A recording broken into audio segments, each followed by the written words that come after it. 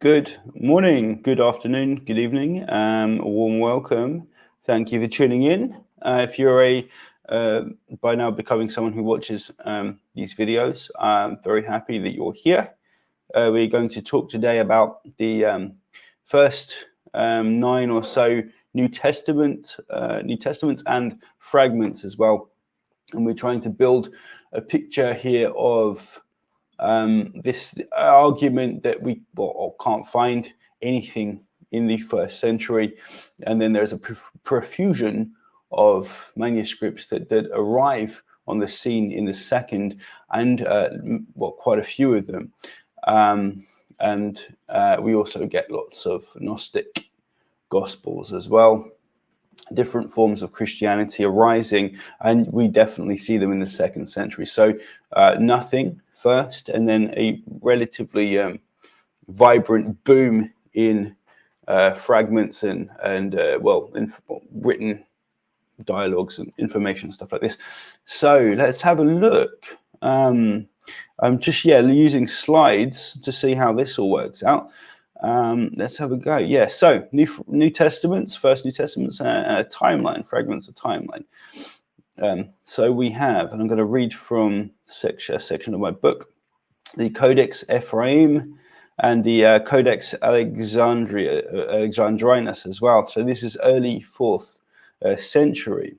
And then we get the Codex Sinaiticus, and this is the 350-ish CE, again quite late really. These are going to be the first full manuscripts that we have now. Two of these are in the British Library, the Sinaiticus and the Vaticanus, again 325-ish, but around converging reasonably well around the early 300s.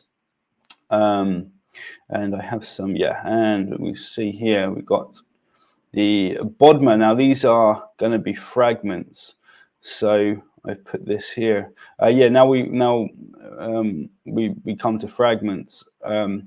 So this is the Nauhana papyri, Bodmer P66. It's found in Egypt, an almost complete copy of John and P75, most of Luke, and chapters with chapters before 318 missing, and John up to 1510, dating to the early 200s, though a later date assigned by certain scholars such as Brent Nongbri, and we're going to have a look at that in a bit.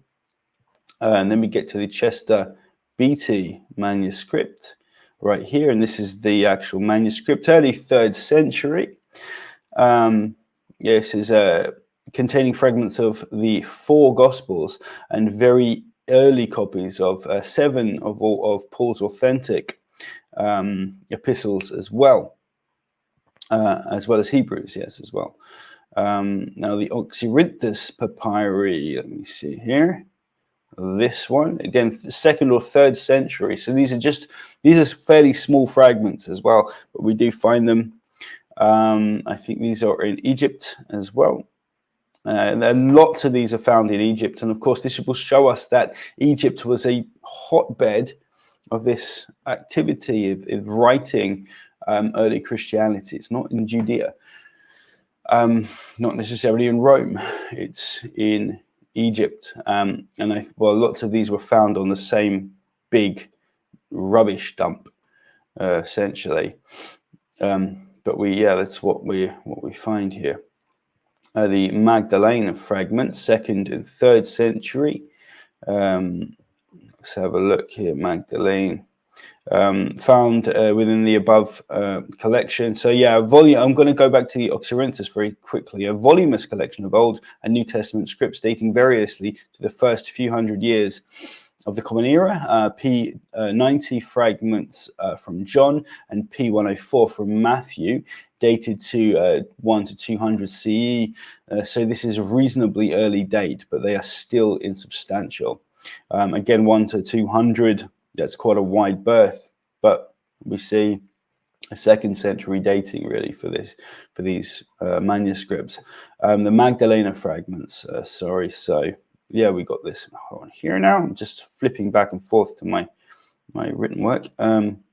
Yeah, found within the above. Yeah, we read that. And now the Ryland manuscript. So we're getting to number 1 now. And this is the Rhineland's manuscript, P52. This is quite important. The 2nd and 3rd century, again, CE. The convergence, the academic convergence is on that dating, but this is interesting, possibly early, possibly mid 100s, though some of the newest date ranges between 125 to 175, and the John Rylands Library putting it at 200. But it's a tiny segment. It's about the size of the palm of your hand, or a credit card. And there is speculation as to this early dating being incorrect, with some scholars tending a 3rd or even 4th century date. And much of the dating is done on stylography, so stylistics, and how the manuscript reads. And this can be that's a reasonably difficult way to date sometimes, but the margin of error can be quite wide. And we have scholars, so this is officially considered one of the earliest fragments based largely on paleographic evidence, writing style. This fragment of John's Gospel comes with a date converging about 150 CE. We also have these scholars for further clarity on the dating of P25. So Brent Nongri, I can put this onto here because I did this. Yeah, there we go. And yeah, so we're going to see here these guys. So Brent Nongri puts this at early 2nd or to 3rd century CE. Nongri, Brent, 2005. The use of an abuse. So these are the citations here.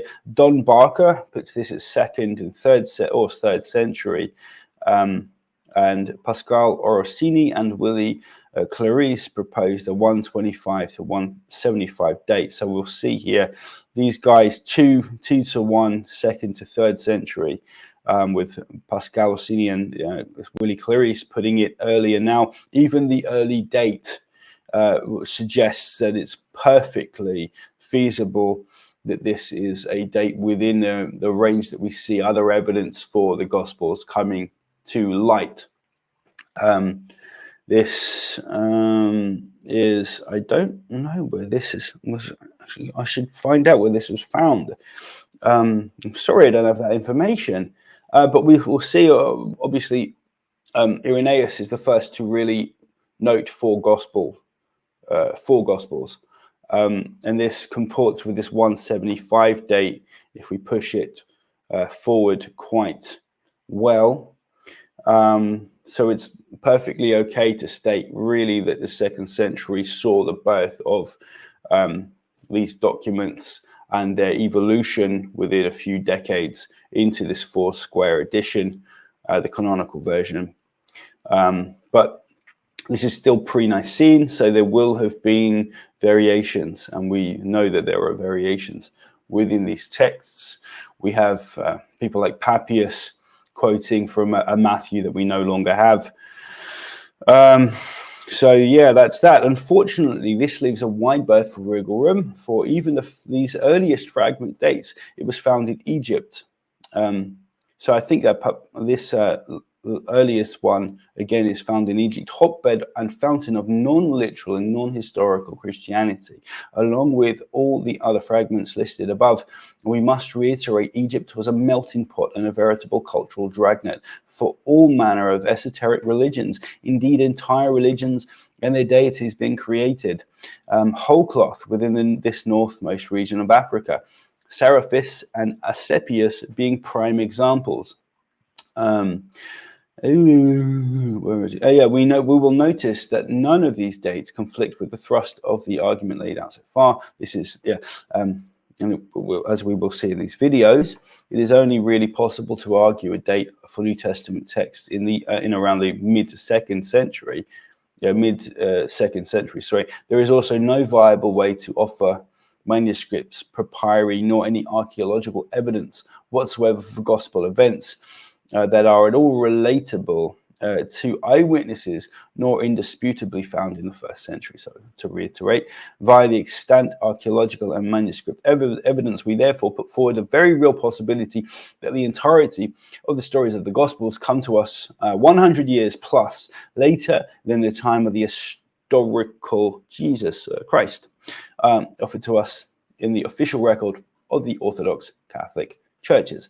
This is not to say that there won't be discoveries made in the future that put this date back, but given the other substantial points of evidence we're going to be discussing in these videos, we feel the argument converges on a relatively late date, beginning the official historicizing effort of the Orthodox faith as we understand it today.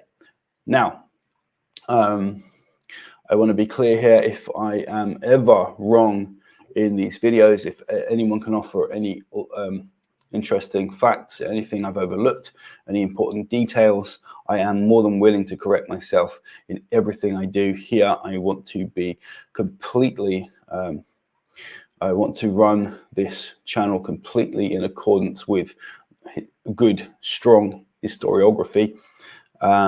I'm not interested in doing anything but offering objective research. The only way I see this, that Jesus might have existed, is if, and lots of academics are now converging on this with me, is that there was a person called Jesus, called Yeshua.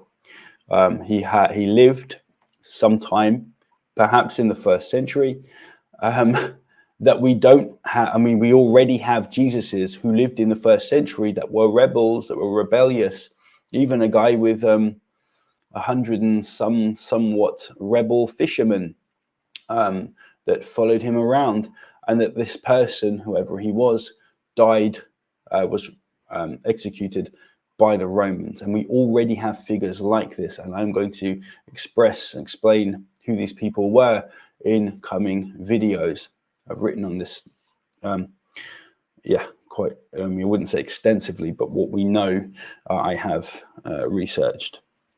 So a person might have died, was executed, had followers, is really the only possible kind of potential that we might put forward for an historical Jesus at this point. The massive mythological embellishments and overlays are going to be coming in the second century. They are not, they are not really. This is the realm of mythology if you're talking about what we find in the gospel accounts. So yeah, that's about it. I think I won't keep you too long. But yeah, so we've already seen the archaeological evidence. We are now looking at the manuscript evidence. It is very sparse. It's obvious that papyri and so on and lots of various forms of writing are going to be lost to time. That's absolutely fine. I understand that.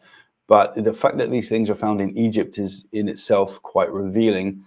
And lots of our Gnostic teachers heralded from Egypt and spent a lot of time in Egypt. So we can see why these fragments might be found in Egypt rather than other places. But yeah, I think that's about right. I think that's about it. I don't think I have anything else to say. I hope you're enjoying these videos. And see you tomorrow, guys. Take care.